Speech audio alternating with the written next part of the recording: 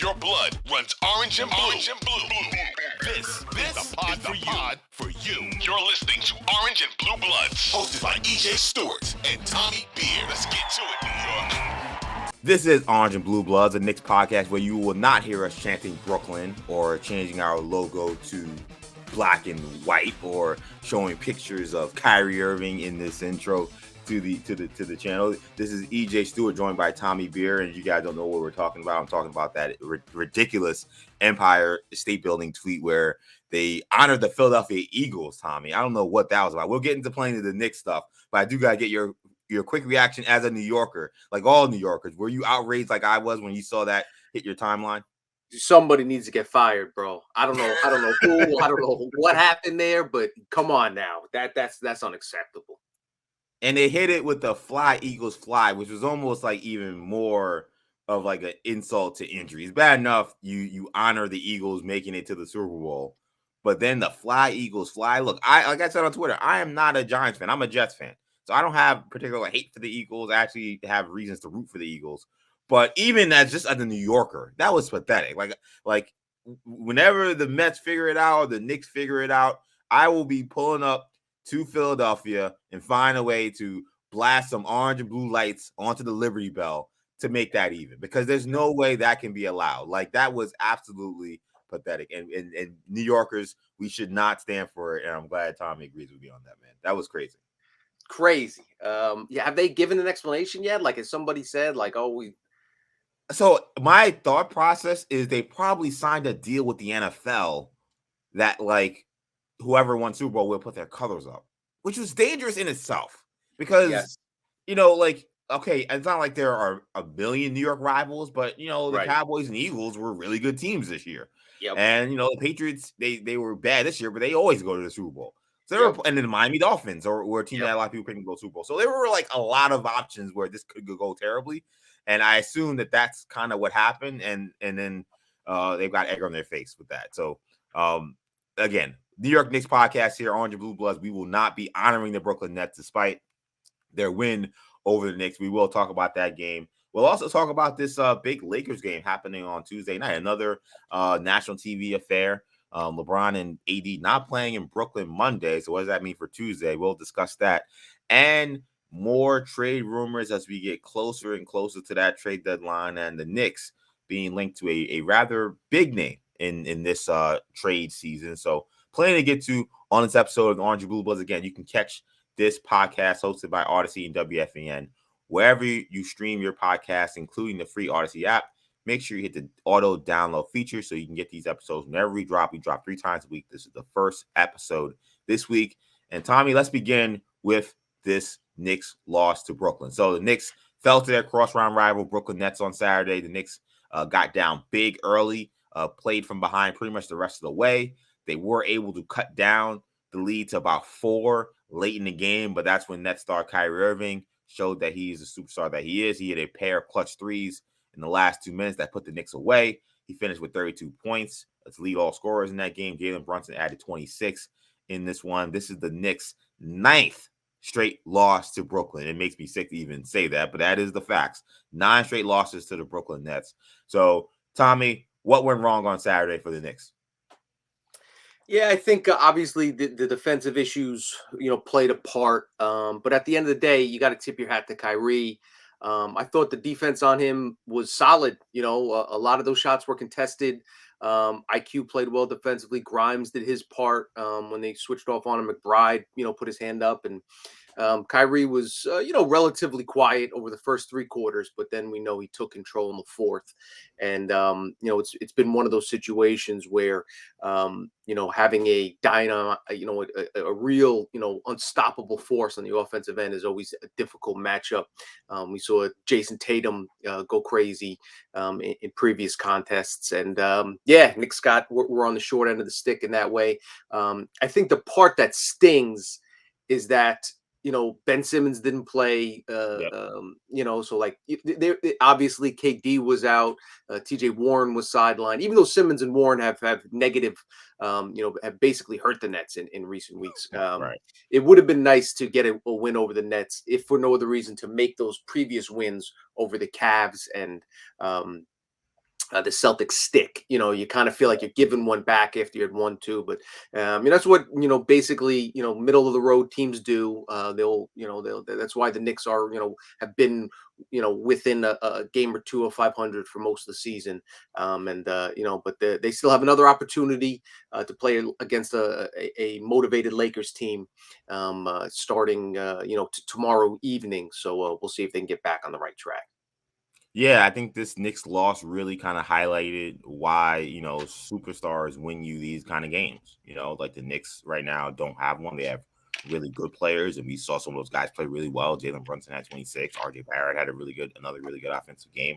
But I mean, quickly had another really great game. But like at the end of the day, when you're trying to beat a team like that and you're coming from behind, you're gonna need to you're gonna either A, match their superstar, and B, get those stops. And it makes me kind of curious, when we get to the end of the conversation today about some of the trade rumors, maybe they're trying to get, part A of that is someone who can get stops against a guy like that, as opposed to part B, which is then finally getting that superstar. But the Knicks didn't have that guy that could match Kyrie down the stretch, and Quinn Grimes, I think, offensively did his best. But I'll say this, EJ, like Yeah. on the superstar conversation, I'd rather have Brunson long term than Kyrie Irving. Like I don't know what the Nets are going to do.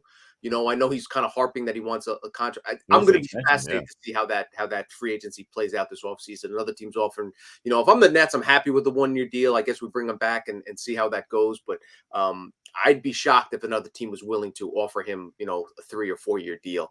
It'll be fascinating to see how that plays out.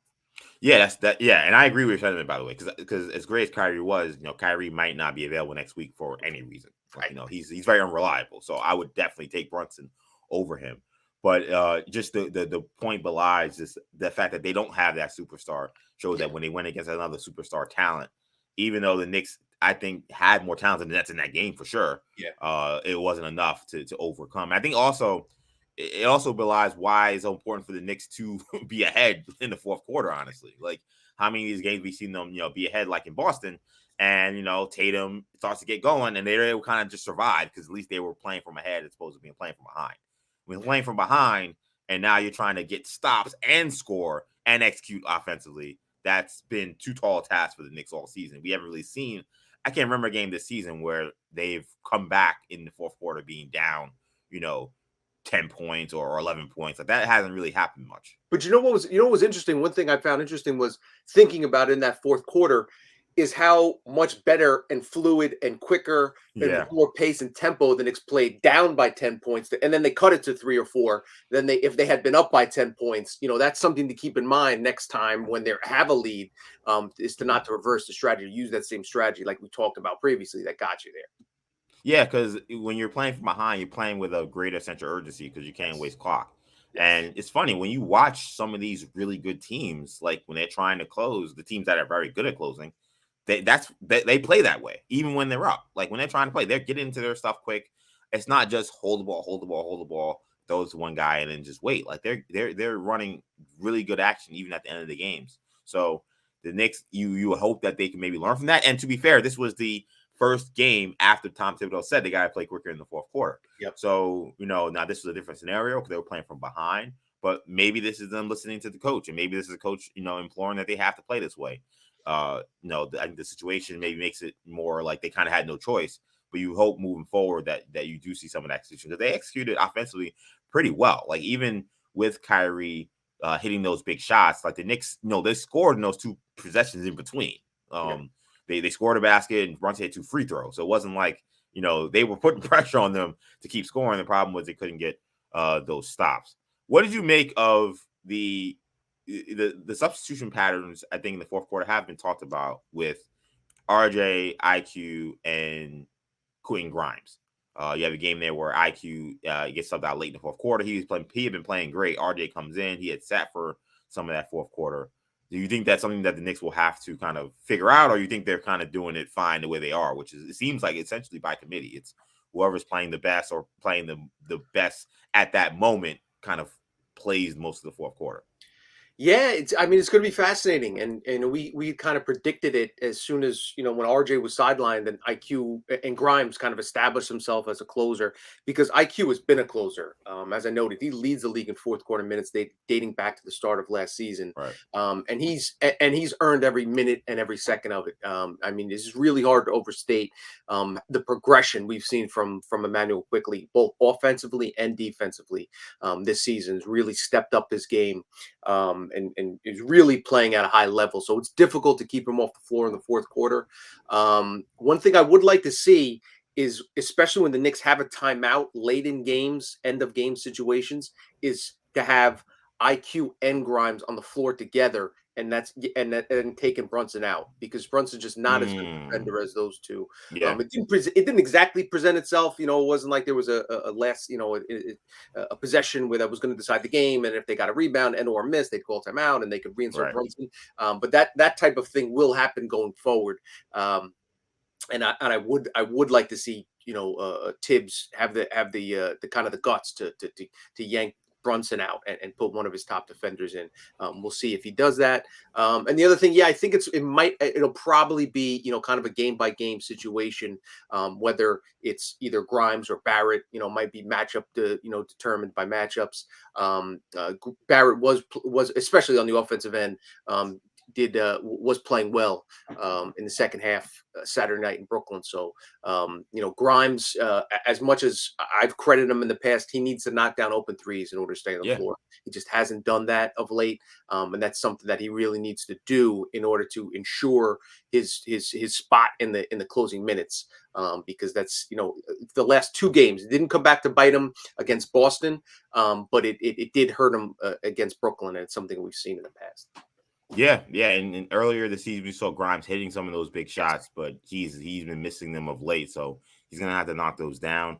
And I think you make a really good point about the decision to potentially bench Brunson on offense defense situation because it's not something I've mentioned, and I don't think I've really seen anybody talk about, but I've noticed it in games prior where the Knicks have been in clear offense defense situations, and he has kept Brunson in no matter what.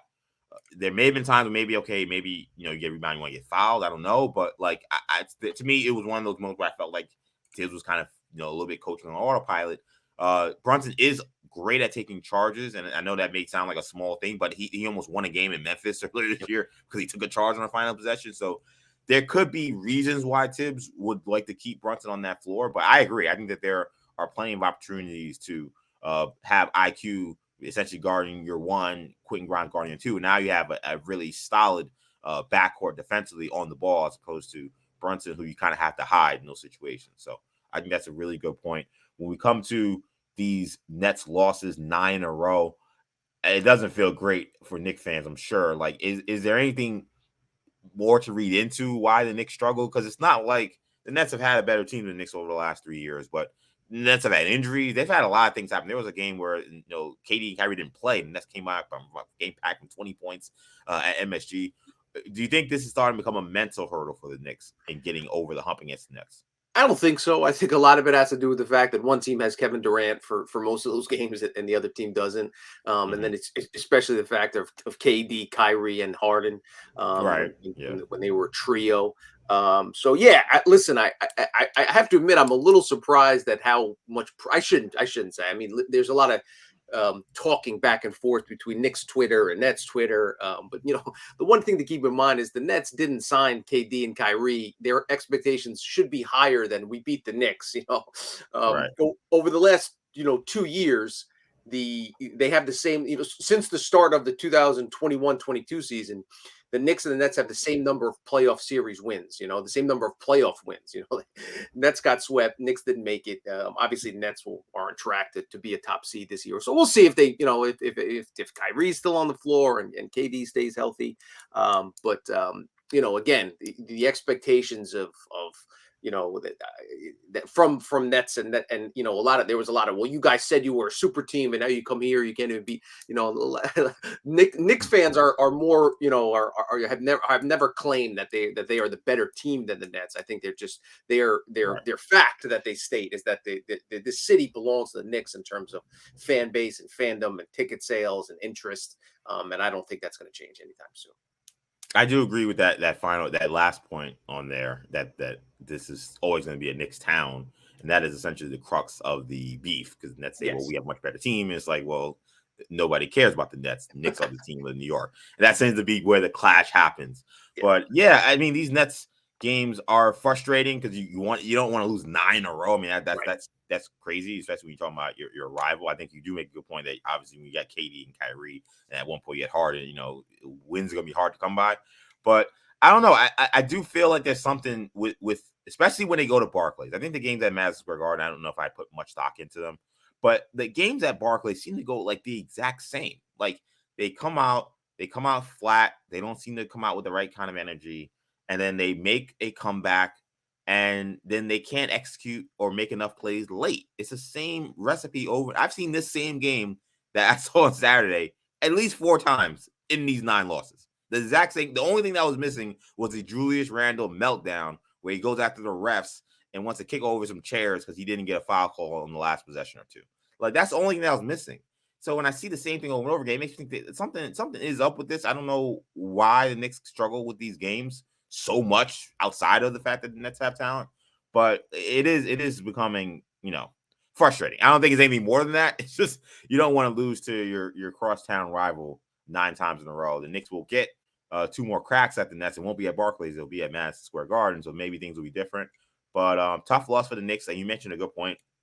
When you think about the wins over the Celtics and the wins over the Cavs, you had a chance to make a rivals week sweep, go 3 in a row. It seemed like it was right there on the table for them, considering the injuries the Nets had, and Knicks came up short. So they'll have to find a way to rebound and turn the page on Tuesday. So the Knicks, after Saturday's loss, will return to the national TV scene yet again on Tuesday when they host the Lakers on TNT. So another national TV game. So some people that will excite them. I think for a lot of people that will frustrate them because they know be more probably more Knicks slander and combined with the Lakers. I mean, I don't think anybody's gonna be happy listening to that broadcast, to be honest. The Lakers fans get a bunch of it as well. So that should be fun for everybody, I guess.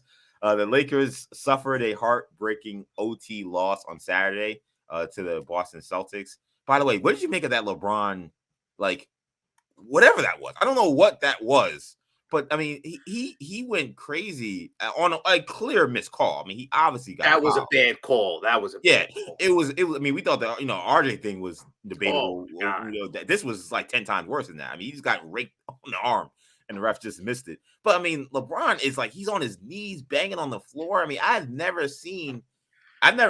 rarely seen players get like that, let alone LeBron James. And what did you make just even of that scene on Saturday? A wild scene, a wild finish to a wild game. In a sense that obviously there are going to be memes made of it, but I think LeBron was truly and genuinely shocked. Like he just Yeah. couldn't believe what had happened. I mean, and I don't think any because if we have and Van Gundy talked about it, like if we have replay in the NBA, how could we not replay? That's the type of situation that we need to prevent from happening. And refs, came out afterward and said we're heartbroken and the union and yada yada yada. But that's a play you can't miss. That's a player, 3 games away from becoming the greatest scorer of all time, one of the greatest players in NBA history. Just a powerful, obviously incredibly talented offensive force going to the basket, and he's not going to miss a layup and hit front rimmed it. It just was, if anything, that's the type of thing where you call the foul and then you give the Celtics the opportunity to challenge it if they so choose to. But clearly, it was So I empathize with LeBron in the sense that, and the Celtics. I mean, they're 13th in the West right now. Yes, they're only like 3 games out of 6th, but like every win is important, especially when I'm sure they likely knew that they were going to sit out Monday against Brooklyn, so this game took on added importance. And there's only so many of these close losses that they can let slide. So I think the King was just I couldn't believe what had happened. Yeah, he was incredulous to what happened. That reaction was something else. I think it does speak to his level of competitiveness, though. Yes. People will say, he's only padding stats. He doesn't really care about whether the Lakers win or lose. I mean, that was a game that, like you said, they are in a they're in a play-in hunt. I wouldn't call it a playoff hunt, but they're in a play-in hunt for sure. And that's a game that would have been great. You beat the team with the best record in the NBA. That's a huge win. And to miss that call was wild, and it does lead to a conversation about replay and what can and can't be challenged. Should guys have more challenges than just one? Should there be an automatic New York review, kind of like we see in the NFL for certain like scoring plays? Like, I don't know, but yeah, that kind of play can't happen. But man, thanks to LeBron James and Patrick Beverley for giving us some of the best reactions to a missed call that we've ever seen. Patrick Beverley finding someone with a DSLR camera and bringing it onto the court. Maybe the most well-earned technical foul I've ever seen in an NBA game. So classic stuff from those gentlemen. We should be seeing at least some of them on Tuesday. LeBron James, like you said, is sitting out. He has a sore ankle in this game in Brooklyn on Monday. Anthony Davis is still recovering from the foot injury that he dealt with. He was out for like a month with that foot injury. So he's also going to be sitting out the front end of this back-to-back. I would assume that means they will play the second end of the back-to-back, considering it's Madison Square Garden, national TV game against the Knicks. Number one, how did the Knicks get a W on Tuesday? Let's assume that James and Davis are in the lineup. Yeah, I was happy to see that. I'm going to be in the building tomorrow for that's awesome. The Lakers Knicks game. And when I saw that the LeBron and AD were not playing Monday, I was like, yes, because I thought, like in furtherance of our other point, like it's clear which team, which building, right, opposing players want to play in. Yeah, exactly. They made a conscious choice to make sure that they were healthy and ready for the Garden. So it should be and getting the opportunity to watch LeBron. I think I've only missed one game in his career that he's played, whether it's Cav, a Heat, a Laker that he's played at MSG and that I missed. Wow. All the other games I started covering the league in 2004. Mm-hmm. Started getting press credentials and whatnot. So 2003's rookie year, I bought a ticket, but since then I've been fortunate enough to have press passes or whatever. And there's so many great memories of him at the Garden. The near 50-point triple double, where they took that rebound or assist away in the last couple minutes. And it's funny, like people ask, like, what's your, LeBron greatest memory or most, to me, one of the memories that kind of encapsulates who he is as a player and just the greatness of LeBron James. Yeah. Was the game, that 50-point 10-9, 50-10-9 game he had at the Garden. It was the end of the first half. And I want to say he had 30 in the first half. Like he was putting on a show. It was clear that he was in really like apex prime LeBron attack mode. And he came down the floor and had an open 3-pointer right at the buzzer, ended up dishing it to Ben Wallace, who's right under the basket. And the Cavs were up like 18 at the time. Like they were going to win the game. It's the terrible Knicks teams of the late 2000 aughts.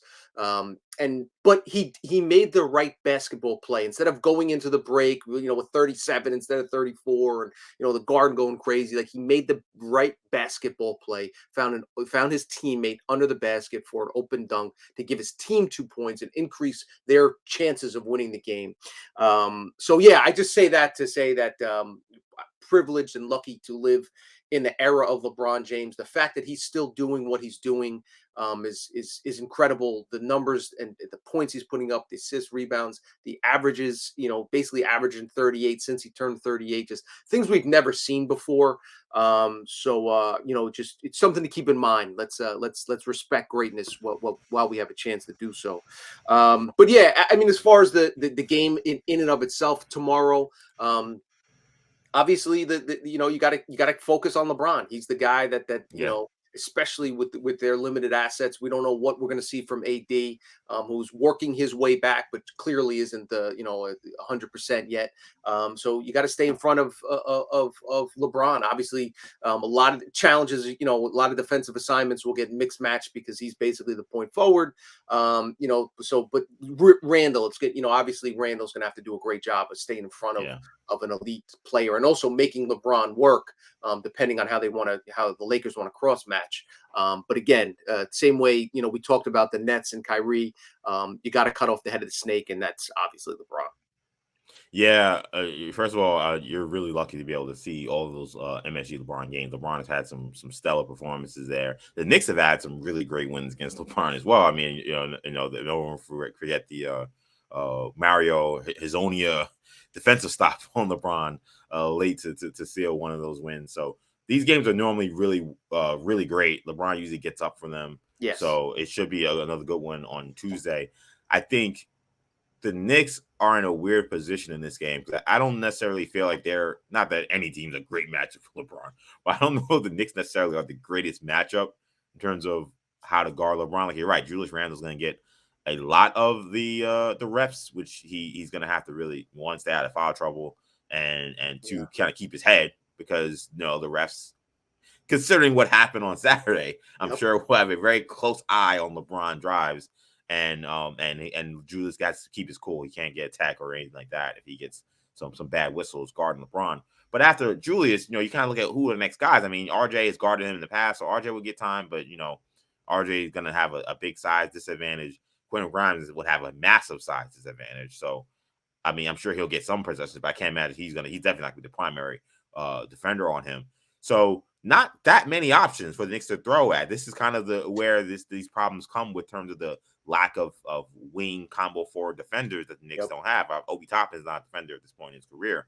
So LeBron could have a big game. Like this kind of sets up well for him potentially, unless Julius is able to rise to the challenge defensively. Now, when he got the opportunity to guard Giannis last month, he was spectacular defensively. He had a terrible offensive game in that loss, but his defense was incredible. So I think Julius could rise to this challenge, but it's going to be a challenge because we know the Kings want to put on a show at MSG. I think that is definitely one of the big matchups to watch. I will be curious also to see, what happens with AD in terms of how the Knicks will have to match up with him because he's going to be going up against Sims, who's extremely, green big man who hasn't seen probably players caliber or Anthony Davis. Say Hartenstein, of course, is going to get a lot of time as well.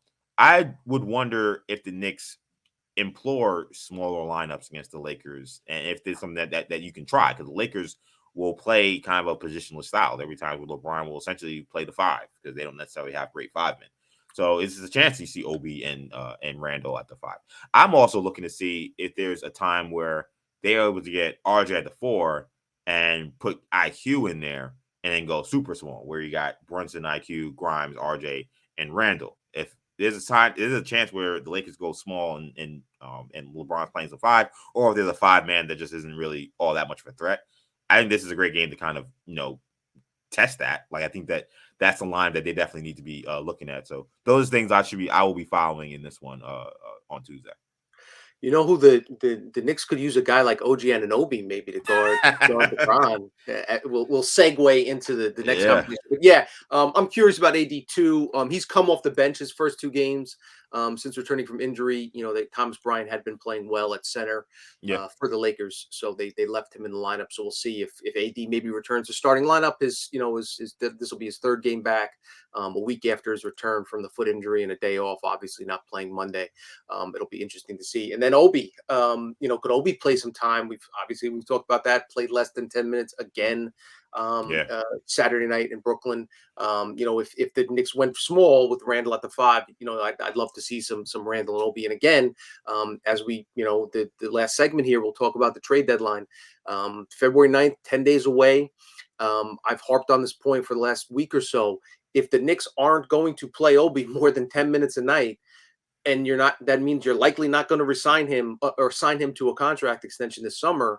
They owe it to themselves to explore any and all opportunities when it comes to trading him.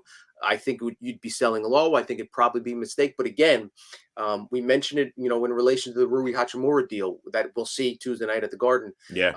The Wizards got a 2028 second round pick, a 2029 second round pick, and a second round pick next year, along with Kendrick Nunn's expiring contract. So, and Hachimura is a guy that averaged 14 as a rookie. That's averaged 14 points in 30 minutes a night for his career. Can shoot the three, has some versatility. Has been far more productive It's in terms of production, maybe not per Yeah. minute or upside or whatever, however you want to classify it. But Obi again, and he's not his puppy. He's 24 years old. He's 2 years older than RJ. This is, if you're not going to, this is what that's the type of return you're going to get for Obi if you look to trade him next February when he's on the verge of becoming a free agent, as opposed to, if you don't feel, and with Tibbs and Randall, who's played more minutes than any player in the NBA since the start of last season, if those two guys are in New York, there's really not a spot for Obi Toppin in New York. So therefore, if you're going to explore trade opportunities, I think that's one of the guys we'll keep an eye on over the next week. Yep, trade deadline February 9th, sorry. Knicks, Lakers, Tuesday, 7:30 TNT should be an interesting game to follow. So let's talk about this segue. As Tommy mentioned, the Knicks are reportedly among the suitors interested in acquiring Raptors combo forward OG Anunoby. So this is a new report coming out on Monday by Shams Charania of The Athletic. He says New York and Phoenix have expressed interest in making a deal for Anunoby. He says New York has shown a willingness to offer multiple first-round picks to make a deal happen. SNY's Ian Bagley also reported last week that the Knicks had expressed a desire to include multiple first-round picks in an Anunoby deal, but noted that that was taking place in December before the Knicks had went on that winning streak and they had been struggling mightily, that those conversations happened about multiple first-round picks for OG Anunoby. So we don't know, the way I read it, if this is essentially new interest in the Knicks wanting to pursue OG Anunoby. Is this something that Shams is referring to that happened last month? That's not clear, but what is clear, the Knicks have expressed interest in trading multiple first-round picks for OG. So I'll start the question and the conversation with this.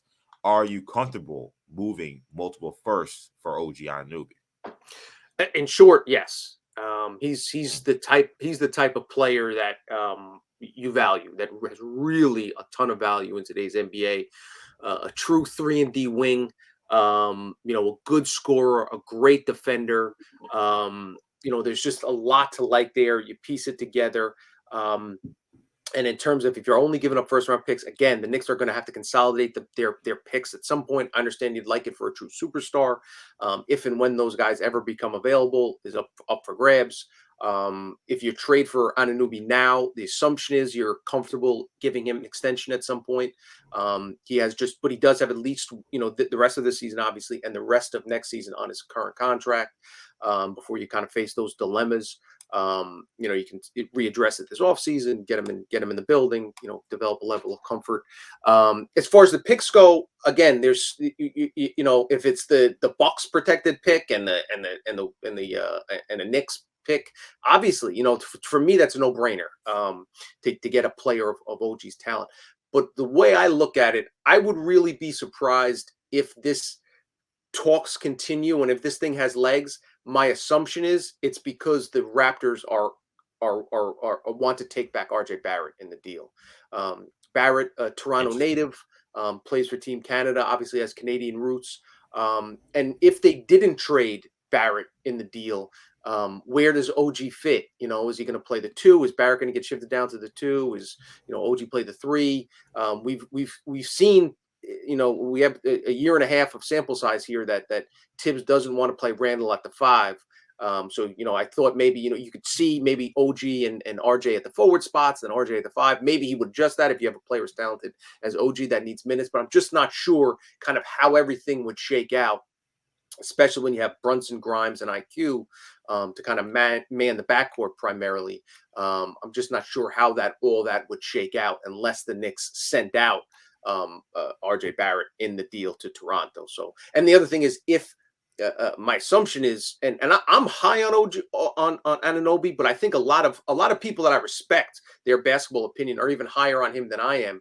And there's been talk that if he ever got put to the open market, that teams would really throw the kitchen sink at the Raptors to try to get their hands on this guy. So my assumption is it would take a lot more than just multiple first round draft picks. You'd probably have to include another promising young player. Again, whether that's Grimes or Barrett. I just think Barrett makes a lot of sense for obvious reasons. So I tweeted this weekend, and I'll say it on this episode. Like I feel like in talking about OG, I have to hand in my basketball nerd card.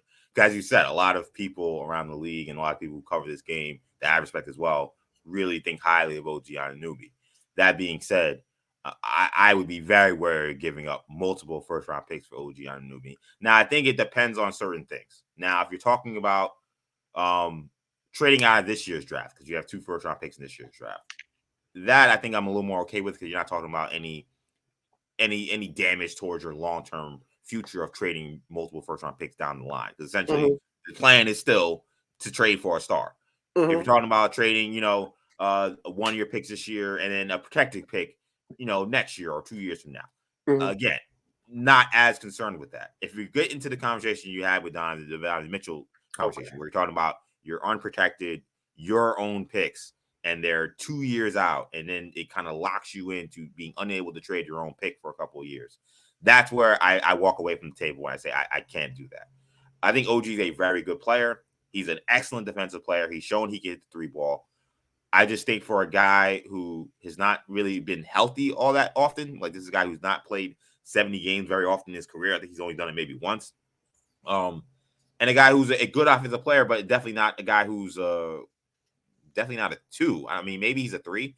I can't give up all these first round picks for him. Now I think this market has been kind of screwed up with the Rudy Gobert trade, Right. and to some degree even the Dejounte Murray trade, where you're seeing 4, 3, 5 first round picks getting moved for some of these guys. I think that's why Jay Crowder is still sitting at home, because nobody's giving up multiple first round picks for a guy like Jay Crowder.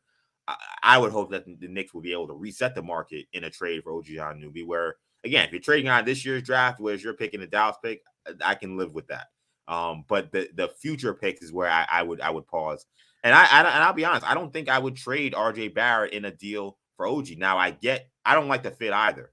But to me, if I get OG Anunoby, then I'm then looking to move Barrett. And now I'm really trying to pursue a starter. I don't know who's out there, but Right. I'm now redirecting Barrett somewhere else. I think that multiple picks and RJ, I think it's too much value. Like I would not do that. But I think RJ becomes expendable, because I don't necessarily see how RJ and OG fit, because I think RJ is best suited to play the 3 right now. A good point. Yes, I think 6'7" wing. I think he's definitely the 3 is where you want to keep him, and alongside Randall. The reason I like the fit is because having a guy like that, pairing him with Grimes on the wing. This way, you have Randall and Brunson as your Mhm. primary scorers, and then you have OG and Grimes as kind of the defensive lockdown perimeter guys that are very versatile, can guard multiple positions. You have IQ coming off the bench. There's a lot to like there. But you're right. It's important to note. Not all first round picks are created equal. Like that's a Right. very important point. If the Knicks are talking their 2027 unprotected and a 2029, then I again agree. I step away from the table. And you're right. That's probably what Ujai Masiri is looking for, Yeah. because he's a smart, shrewd GM, Yeah. or president, whatever they call him. But yes, so I definitely that's definitely worth noting. If the Knicks give up a first this year, whether it's their own or the Mavs pick, and then one of the other protected picks from Washington. Again, they have the Bucks protected pick, they have Washington's protected pick, they have the Pistons protected pick. Include one of those. That's kind of more along the lines what I was assuming. Again, while you're looking further down the line, past Brunson's current contract, past Randall's current contract, then I'm very hesitant unless you're getting a star back in the deal. If I'm not willing to trade one of those unprotected. If you put protections on it, then we can have some conversations. But a guy that just has, that's going to be a free agent in 16 months, I'm not willing to put those picks on the table too. I should have specified. And when we talk about OG, I mean, how much of an advantage or how much better do you think the Knicks become if he gets added? Like I don't know who goes out, but in a world where maybe it's RJ or maybe it's Toppin and Reddish or whoever, like assuming some guys are gone, but the core of definitely Brunson and Randall are still here. Like, where does OG take the Knicks at this point? Like, are they definitely a playoff team at that point?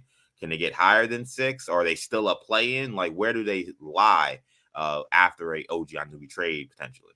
Yeah, I think they obviously it depends on what they send out, but assuming that it's primarily draft capital, then I think they definitely strengthen their roster, they improve their roster, and it makes it more likely that they get the sixth. I still don't think they're anywhere near the cream of the crop, the top four seeds in the East.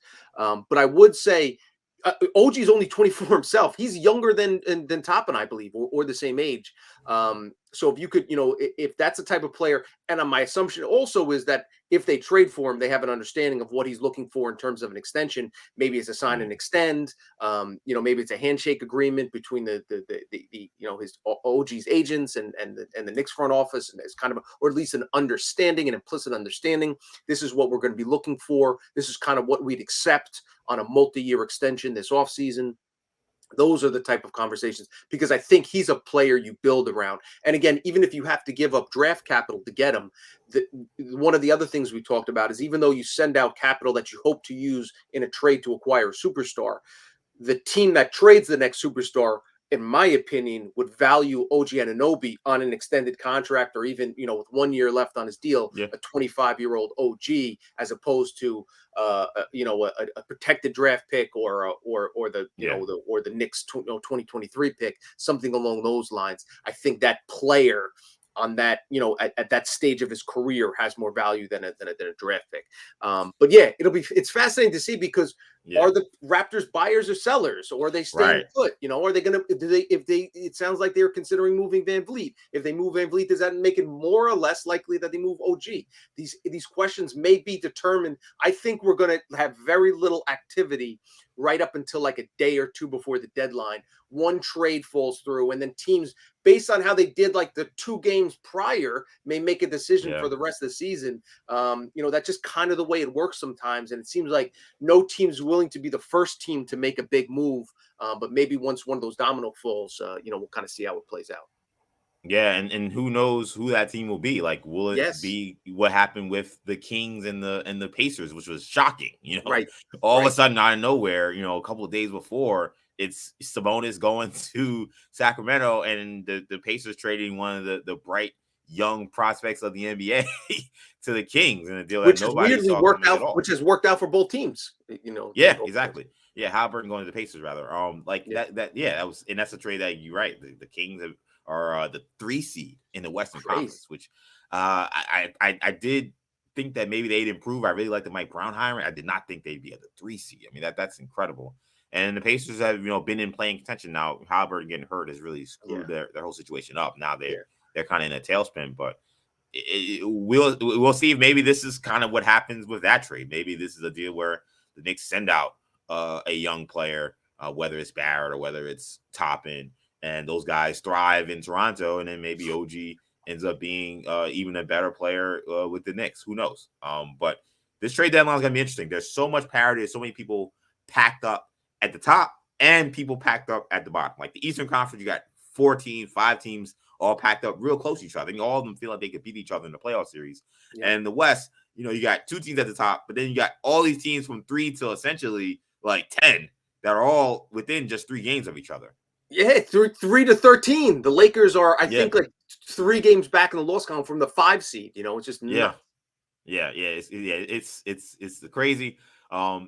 I'm very curious what this will mean for like viewership for the rest of the NBA season, how this affects the playoffs, because I think that there's been a concept that the NBA would like to be like the NFL in terms of getting hyper parity.